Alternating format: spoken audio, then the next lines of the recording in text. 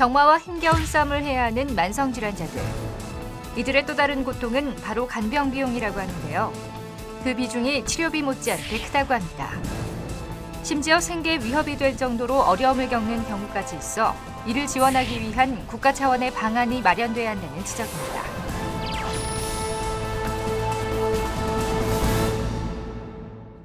반갑습니다. 통합진보당 국회의원 김미희입니다. 우리 사회가 점차 고령화에 접어들면서 노령 환자와 만성질환자가 증가 추세에 있습니다. 이에 따라서 환자 간병비의 가계부담이 증가하고 생계마저 위협받는 경우가 많습니다.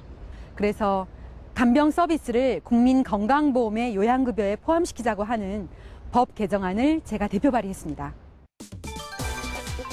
간병비 부담을 최소화하고 안정적인 간병 서비스를 제공하기 위한 이 법안은 간병 서비스를 요양급여에 포함시키고 저소득층의 경우에는 본인 부담금을 면제받을 수 있도록 정하고 있습니다. 네, 만성질환자의 숫자는 2009년도에 1,104만 6천 명으로 3년 전에 비해서 17.7%가 증가했습니다. 또 노령 환자의 비율은 국민건강보험공단이 발표한 바에 따르면 33.3%로 10년 전에 비해서 무려 60%가 증가했습니다. 또 간병 서비스를 이용하는 환자의 비율은요, 보건복지부가 조사한 바에 따르면 36.6%가 간병 서비스를 이용하고 있었습니다.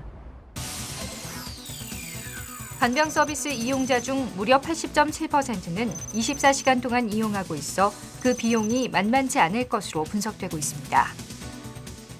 한 사례는 저희 지역의 주민이신데 한 4년 전에 남편이 건설 현장에서 산재를 당했는데요.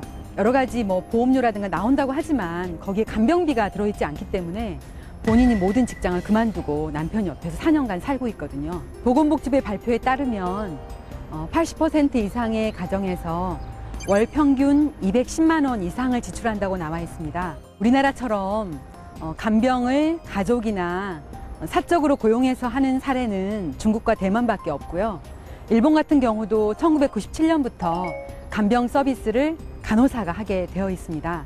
또 영국 같은 경우는 1948년부터 NHS라고 해서 국가가 이러한 보건의료 비용을 다 지출하고 있고요. 당연히 간병 서비스 비용도 무료로 되어 있습니다. 그러한 건강보험증만으로도 간병 서비스를 받을 수 있게 하는 것과 함께 저소득층, 특히 이제 국민기초생활수급자라든가 하상위 계층에 대해서는 월 200만 원은 도저히 부담할 수 없는 금액이기 때문에 그 부분을 좀 나라에서 좀 도와주셨으면 하는 겁니다.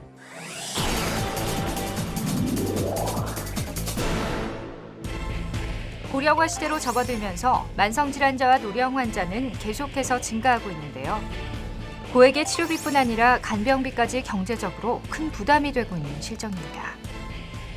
어머니께서 어떤 네. 병으로 얼마나 오래 치료를 받고 계신가요? 네, 처음에 심장병 수술을 하고 나서 그 뒤로 이제 콩팥이 망가지고 뇌 손상이 와가지고 현재 만성 신부전하고 재활 치료를 받고 있어요. 그 기억력이 단 1분도 없어요. 그래서 지금 정말 24시간 밀착으로 해가지고 간병인이 꼭 필요한 상황입니다. 심장병으로 수술을 받은 어머니는 그 후로 2년째 투석 및 재활 치료를 받고 있습니다. 삶이 뒤바뀌어졌죠. 다니던 직장도 다 그만두고 현재 지방이 집인데 집도 지금 거의 내려앉아 가고 있고 진짜 삶이 이거는 삶이 아니에요. 진짜 모든 삶이 엉망진창이고 이건 제 삶에서 그 필름 한 토막을 딱 잘라서 오려서 버리고 싶을 정도입니다. 간병비를 감당할 수 없는 가족들은 생업까지 포기하고 간병에 매달려야 하는데요. 의료소비자시민연대에서는 환자 가족들의 부담을 덜기 위해 간병비를 하루빨리 급여화하도록 주장하고 있습니다. 지금 병원에서 케어 중인 환자들은 적게는 6, 7만 원, 또 이제 만약 집에서 이제 케어를 하게 되면 1만 원에서 3만 원이 더 이제 부과되는데 대부분 그 비용을 감당할 수가 없으니까 경제 주체인 한 인력이 그 간병에 매달려야 되는, 그러니까 국가적으로도 굉장히 좀 많은 피해를 볼 수 있는 그런 상황인데, 지금 우리나라 같은 경우는 이제 굉장히 좀 심각한 문제가 뭐냐면 간병 인력을 구하기가 힘들어요. 오히려 간병인들이 간병할 환자를 고르는 그러다 보니까 이제 질적 문제가 사실은 생기는 부분이 없지 않아 있거든요. 우리나라를 제외한 대부분의 국가에서는 간병이 병원의 몫입니다. 간호사가 환자를 전담해서 간병을 하고 있기 때문에 서비스의 질이 높은데요.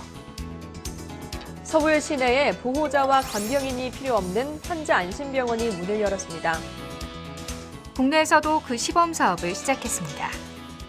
그 가족들이 자기들의 돈으로 고용을 사적으로 해가지고 한다. 그러면은 병원에서 책임지지 않는 부분이 생기게 되잖아요.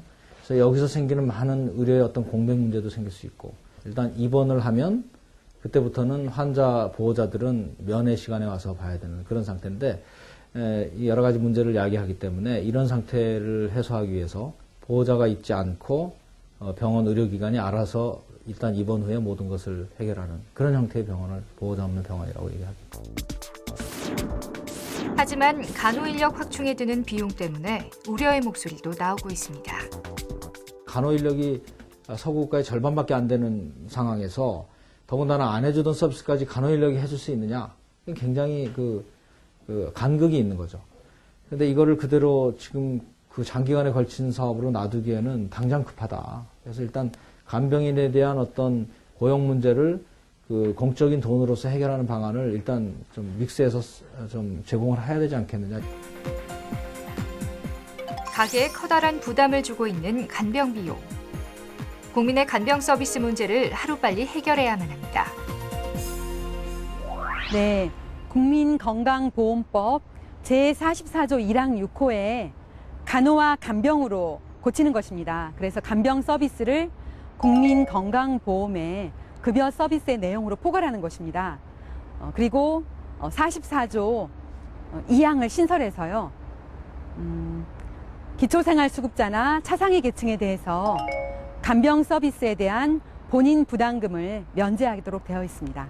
이 법을 통과시키기 위해서는 다른 당 의원님들과 함께 공동으로 정책 토론회도 하고 또 환자 또는 환자 가족 또 많은 국민들이 참여시키는 그런 공청회도 열고 또 우리 직접 간병 서비스를 원하시는 많은 분들이 언론에 투고도 하시고 또 여론화시키는 그런 많은 활동들을 한꺼번에 해서 올해 안에 꼭 통과될 수 있도록 노력하겠습니다. 지금 이 순간에도 간병 서비스를 가족이나 또 자기 월급보다 더 많은 돈을 지출하면 어려운 그런 환자 가정들께도 희망을 가지시라고 당부드리고 싶습니다. 이 법안이 실시가 되면 이제 환자를 둔 가정에서도 마음 놓고 환자를 병원에 맡기고 자기의 일을 볼 수가 있고요. 그렇게 되면 환자가 더 이상 짐이 아니라 우리 보살펴야 되는 가족으로 돌아올 것 같습니다. 법안이 통과되면 간병 서비스가 요양급여의 범위에 포함되게 됩니다. 이를 통해 치료비의 간병비까지 이중고를 겪어온 환자들과 그 가족들의 고통을 덜어주고 의료 서비스의 질을 더욱 높일 수 있기를 기대합니다.